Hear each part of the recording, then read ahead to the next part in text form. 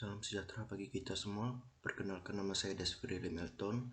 Saat ini saya akan membuat video tentang jawaban soal UTS untuk mata kuliah perilaku konsumen. Baiklah, ini jawabannya. Untuk yang bagian A, yang pertama, saya aktif menonton video tentang perilaku konsumen yang ada di Instagram Bapak, dan saya aktif dalam memberikan komentar terhadap video tersebut.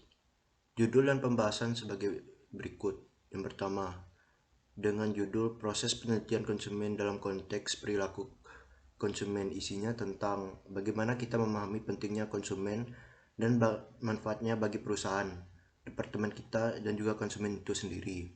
Kemudian berkaitan dengan proses penelitian konsumen, yang pertama mengetahui apa yang akan diteliti, kedua mengumpulkan data sekunder yang didapatkan dari berbagai sumber seperti internal bahkan eksternal perusahaan, dan yang ketiga menentukan apakah penelitian menggunakan metode kuantitatif atau kualitatif. Setelah itu mengumpulkan data primer, kemudian menganalisis data serta menyiapkan laporan. Kemudian untuk video kedua tentang proses pengambilan keputusan konsumen atau consumer decision making process, yang dibawakan oleh pembicara Lindia Rita Oktora, MSc, MSc. Dalam video tersebut terdapat beberapa tahap proses keputusan pembelian konsumen, yaitu yang pertama, need recognition adalah tahap di mana seseorang konsumen sadar akan keperluan atau kebutuhan. Yang kedua, product information adalah tahap pencarian informasi atau pencarian informasi mengenai suatu produk tertentu yang dibutuhkan atau diinginkannya. Yang ketiga, collect and evaluate alternative. Tiga, mencari atau memilih alternatif atau pilihan yang terbaik. Yang keempat, product evaluation adalah tahap pilihan dan pemilihan alternatif di mana seorang konsumen mengumpulkan dan mengevaluasi berbagai pilihan alternatif yang ada.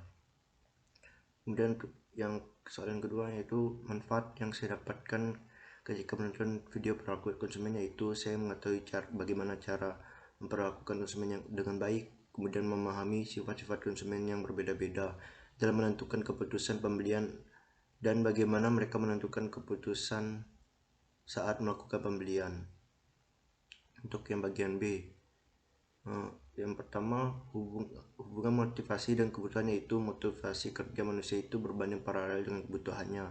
Artinya semakin kuat kebutuhan seseorang, akan semakin keras pula motivasi kerjanya.